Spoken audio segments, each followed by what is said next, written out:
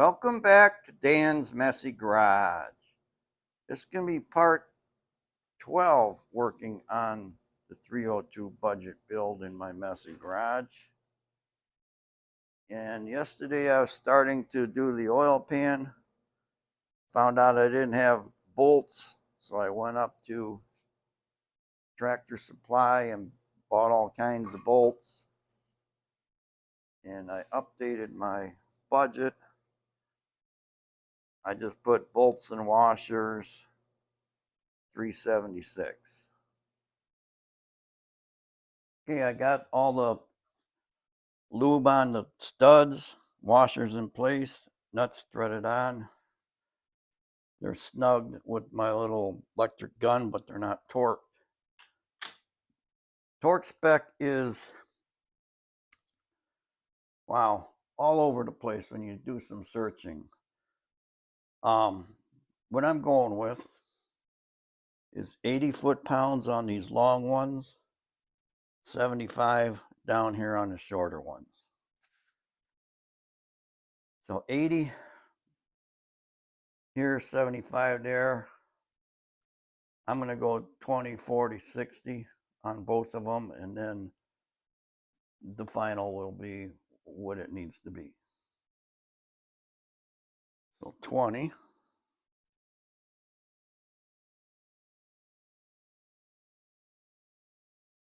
Okay. Now these I am going in a crisscross pattern because I'm torquing a gasket. I'm not torquing main caps against the block. So these need to go in a sequence. I'm starting in the center and working my way out to the edges.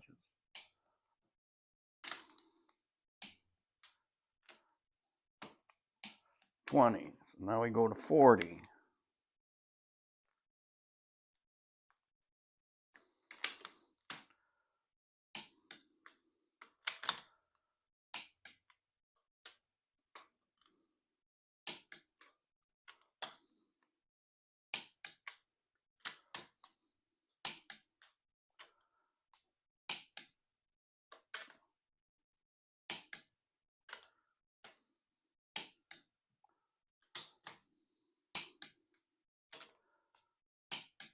$60.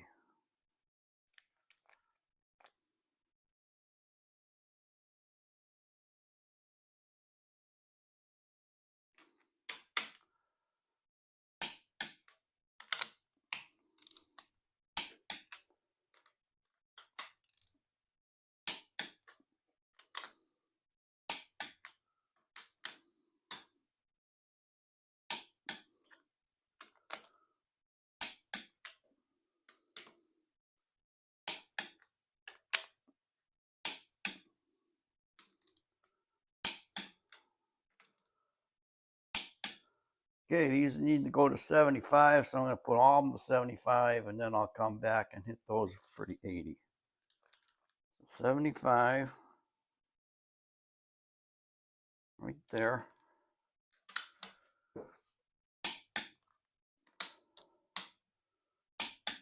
I'm going to double click the bottoms because those should be final torque.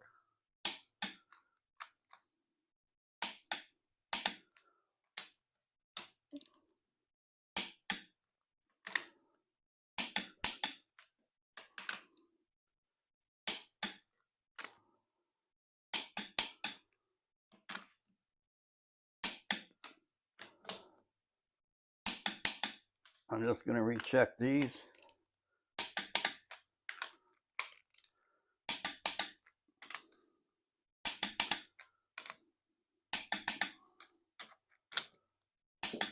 All right, so now I go up to 80. If these actually move, I'm going to find out. A little bit, yeah.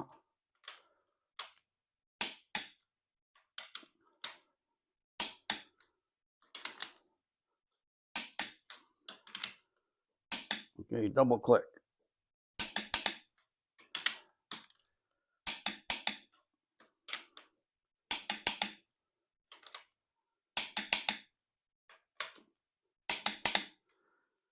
Okay, the head is torqued on this side. I just need to roll the engine over and do the passenger side. I was about to put the studs and everything in here. Well, I mean, I started to put studs in. Then it dawned on me, I never CC'd these chambers because I don't know what they are. So I'm going to pull this head off and CC that combustion chamber. I know I made a video on this before, but I'll just repeat it. I mean, I'm going to measure the chamber anyway, so show you guys how I do it. You gather up some things. First, I need to put a spark plug in because you can't CC it without a plug. Now, today is Monday. I started this Friday, but then I got sidetracked and the weekend came and I had to go get spark plugs. I didn't have any that would fit this head. So I got them. In fact, I got to add them to the budget. But I have a barrette, whatever you call it, graduated cylinder. It's 100 milliliters on the top. And then it's graded, graduated, has markings on it. I don't know all these correct terms. But you start with a known amount of fluid in here. You take a plate, put grease on the head, and then you put the plate over it. The grease seals it. You take the barrette, let the fluid fill that cavity up, and then you read how much it took. Of course, Murphy was with me today. While I was measuring this, I lost the audio, but I came up with 59 cc's. So now I need to put the head on the engine.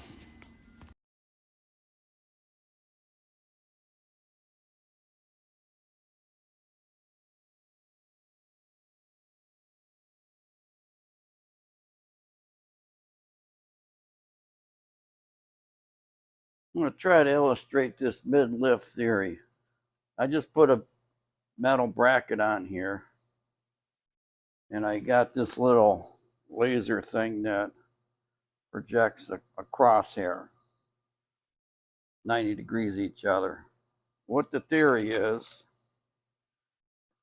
at mid-lift of valve, you want the valve stem to be 90 degrees to align through the centers of the, what do you call that thing? Trunnion fulcrum to the center of that roller tip.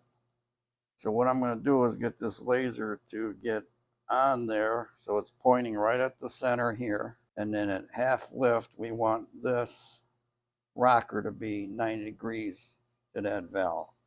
Let me get that set up. Okay, due to my setup and the little crappy laser thing I have, I can't get you guys to go straight in through here because, you know, all this blocks it. So you're looking at an angle. But the theory is you get the laser, let me step around you, so that it's centered on the valve itself. Then you lift this rocker until you get the laser to go through the center of this pivot and the center of that pivot. And you need to do this with an adjustable push rod in there. So let me get that adjustable push rod in there.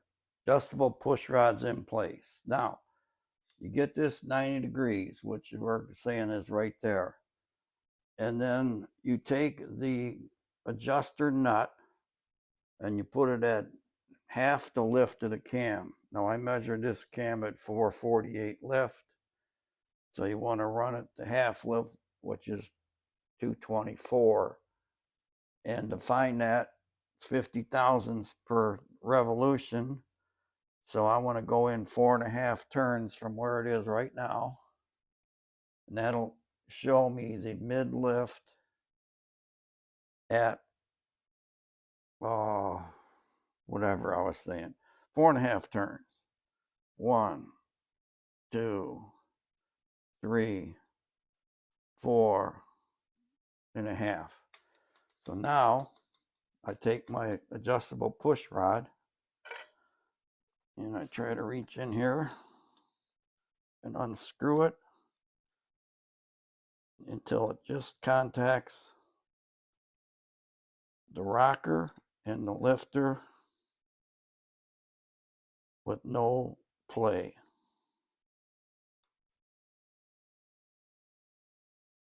And without pushing in on the lifter.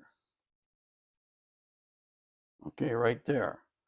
So that says that when this hits mid lift, that's going to be a 90-degree angle. So what I need to do now is to take the rocker off and measure that push rod. I'll take this nut off of here. Measure the push rod. This is the adjustable one. I don't want to turn it.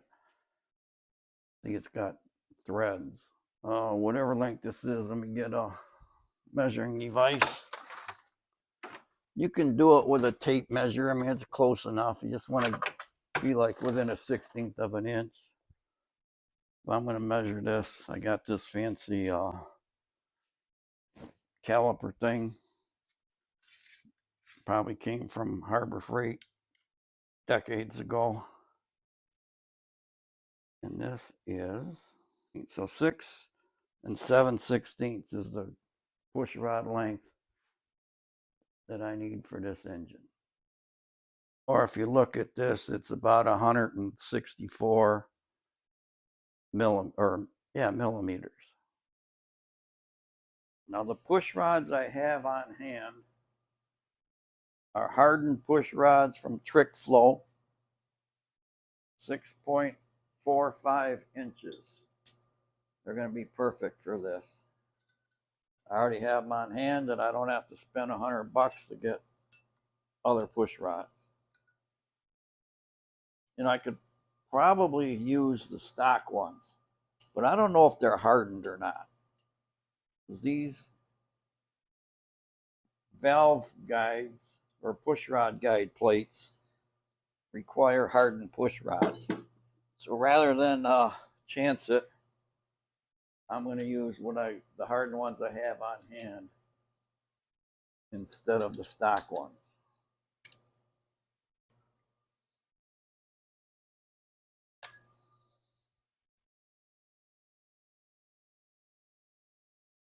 I mentioned I got this little laser thing, but I never really showed it. It's small and it runs on 3 to 5 volts. I have a battery here from my airplanes. I do radio controlled airplanes. And I just put a connector on it so I can plug it into one of these cells, which is like 4.2 volts, and it projects a nice crosshair. That's what I was using on the rocker. What I'm going to do next is install the rest of my guide plates, torque down all the rocker studs, and move on with this assembly.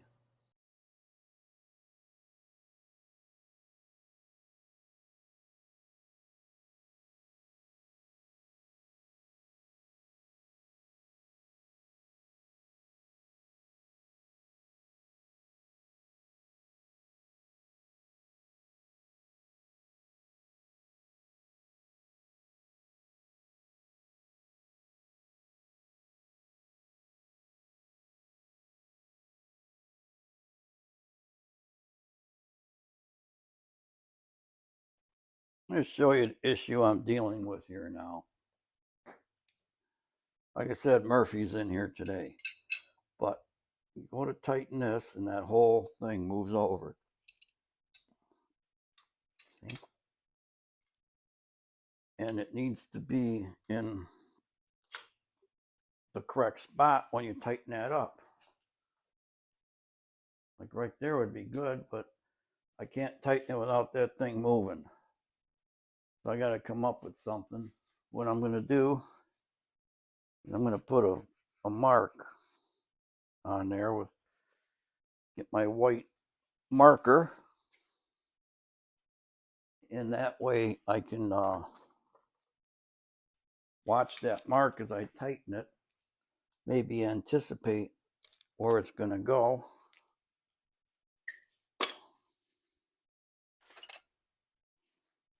In fact, that's what I should do. Let me tighten it and see how far it moves.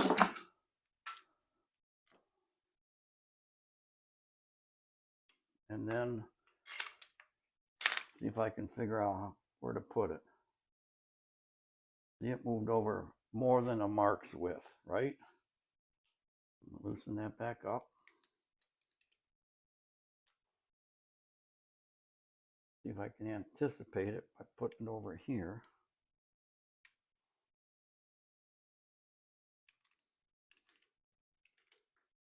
No, still wants to slide over. And if it goes on there, this is not pointed where it needs to be. It's way off. Oh, Murphy. I think what I'm going to have to try to do is tighten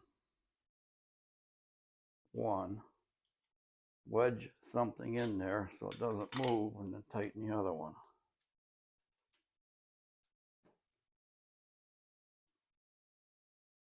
Okay, that one's good and tight. You make sure it's still lined up correctly.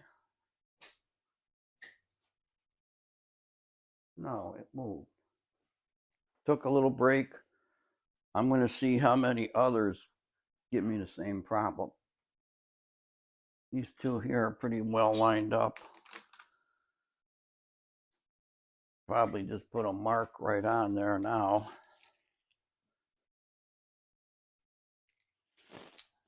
So I can watch that.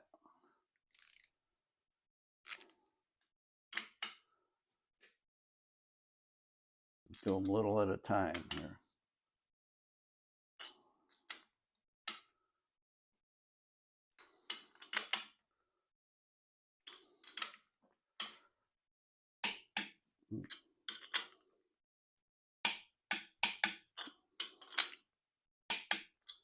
Okay, those didn't move.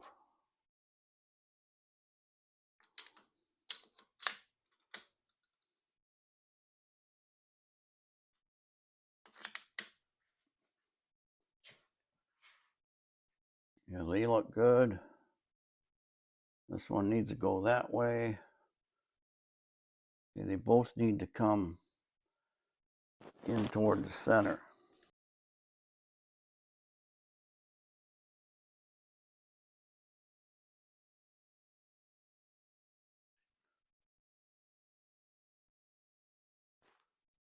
See if it moves. Try going a little at a time again.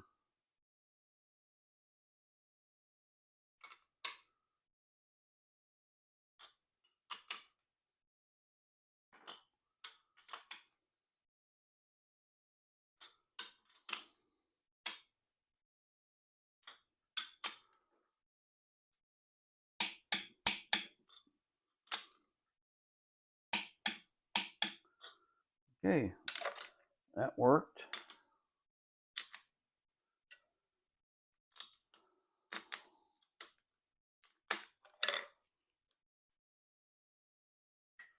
Good. I'm gonna flop this thing straight up here.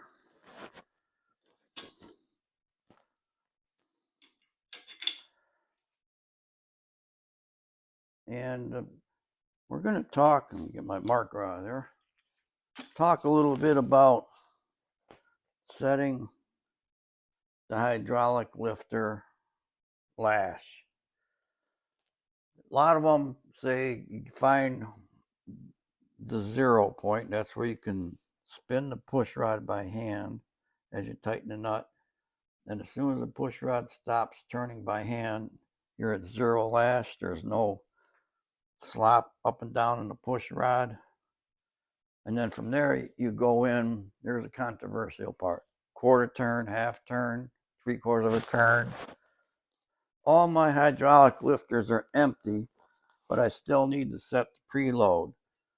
And you can do it by either putting the distributor in, making sure number 1 is top dead center, just both of those, then you go through the firing order to the next one. Derek on Vice Grip Garage says you adjust them to 0 lash, all of them. Turn the crank 90 degrees, readjust everything to 0 lash, another 90 degrees, 0 lash. By the time you go around, all of them are going to be set to 0 lash, independent of what it looks like if a valve is open or not. I'm going to try Derek's method. I'm just going to go around and set all of these to 0 lash. That is, you turn push rod by hand, and as you tighten the nut, that push rod is going to stop turning.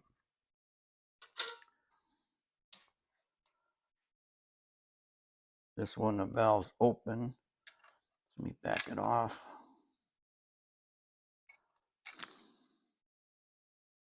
You're supposed to start with them all loose, by the way. That one's there.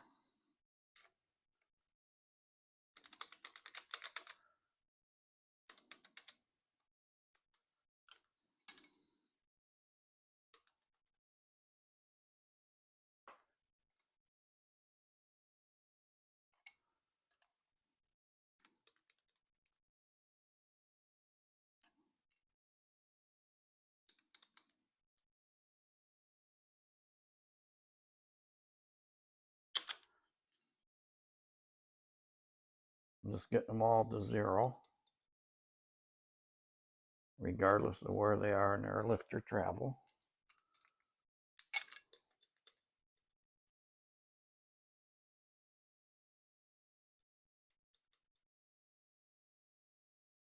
Okay, they're all at 0 lash.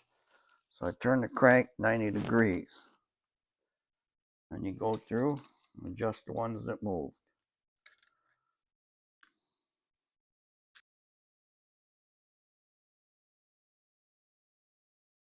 Another 90 degrees.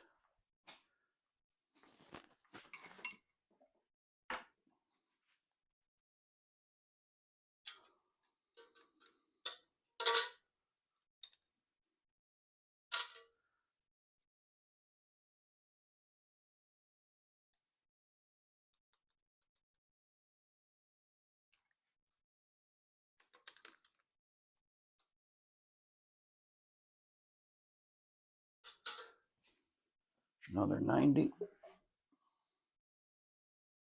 Check them all again.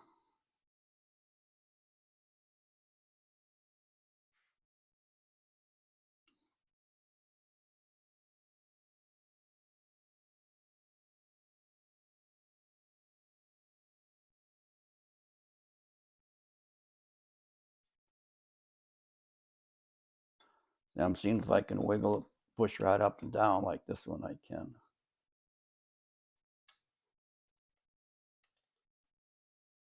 There it stops. All right. Another 90. We should be getting real close here if we're not already there.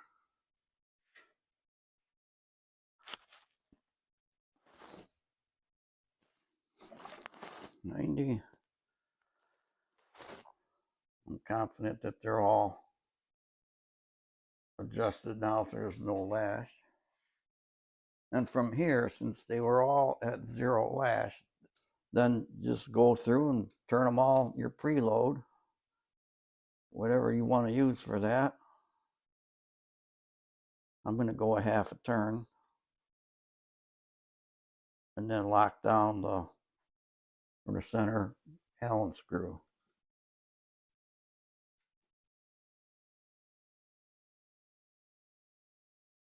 That should be 2 turns around.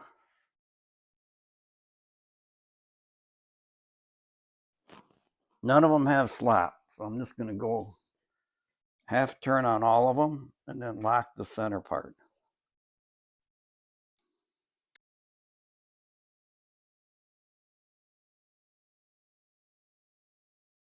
So they should all be adjusted now.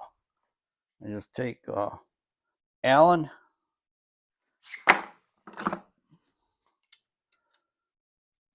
tighten the lock down as tight as you can.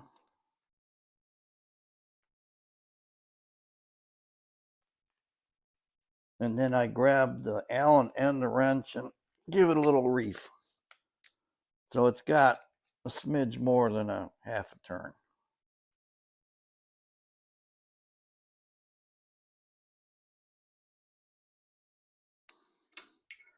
But this is locking that Allen down against the stud.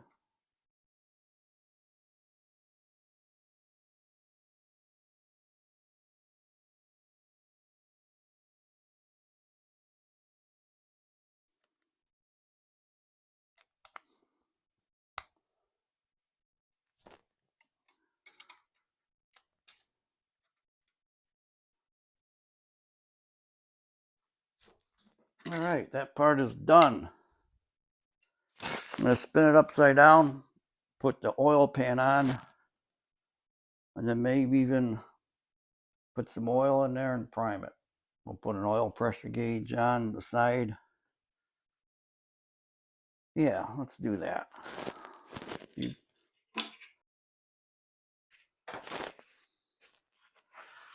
going to get the RTV out so I can put it on the end rails.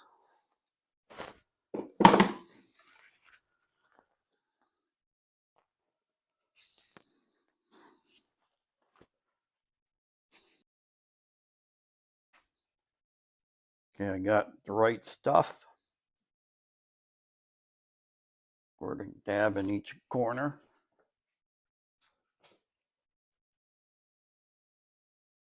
And before the oil pan goes on the gasket, put another dab in the same corners.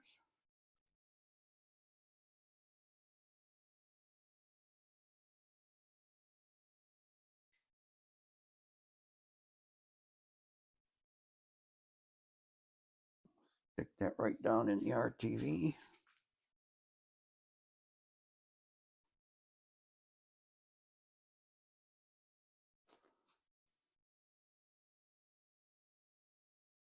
Now, because I said before that these one-piece gaskets don't usually leak,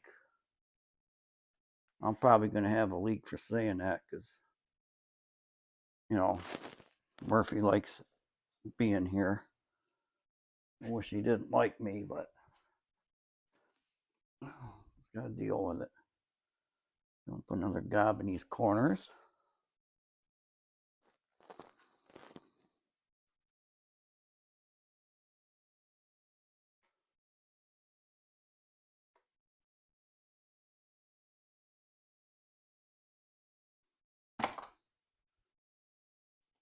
And wipe out the inside of my oil pan here.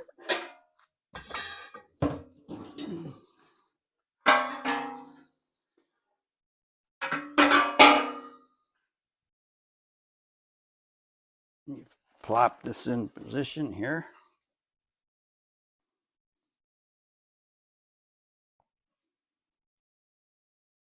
And I got the rails that go around it.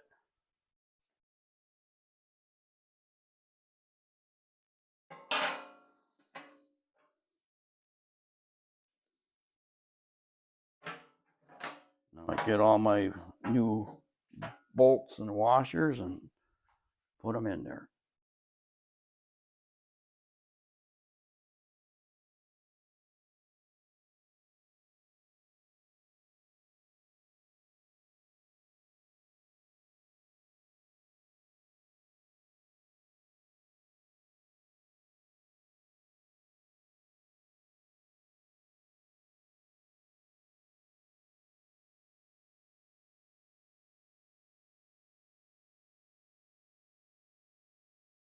All right, oil pan's on. Turn it over and put some oil in there.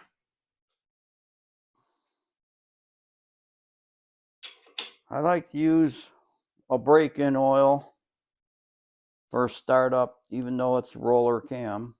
Roller cams don't need break-in oil, but I want oil for the ring seal, all the piston rings in the walls. Oil filter and an oil pressure gauge. Just stick them in there. All right, just got back from O'Reilly's. I thought I had some break-in oil here, but I obviously used it on the last engine. So I just bought some Castrol GTX. I bought it because it's regular dinosaur-based oil. It's not synthetic. I got STP oil treatment because it contains ZDDP. So let me pour this right down in the engine here.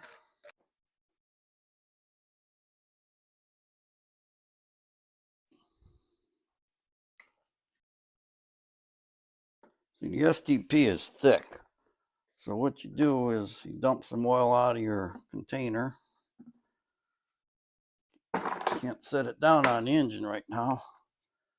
And then you pour this into the oil and shake it up. You see, this stuff is like honey.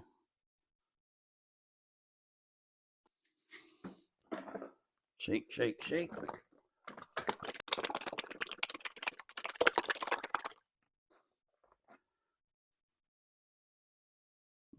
Pour it in there.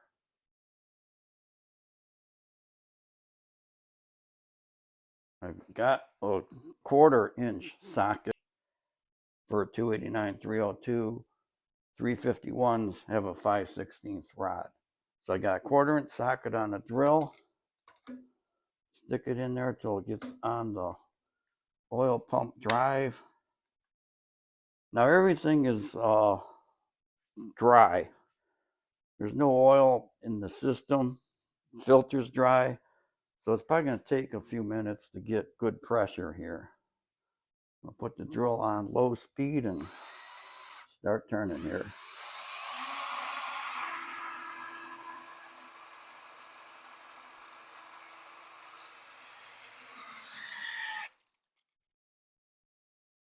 And it just got a lot of pressure there. It pegged that meter.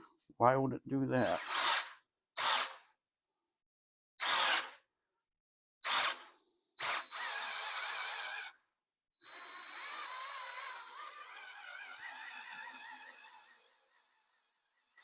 That mean that my oil pump pressure relief valve is bad or stuck? That's not good because I just put the oil pan on. Oh boy. Well, I'm going to run it, get some oil through everything here. And I'll rotate the crank every now and then. In fact, I should do that now.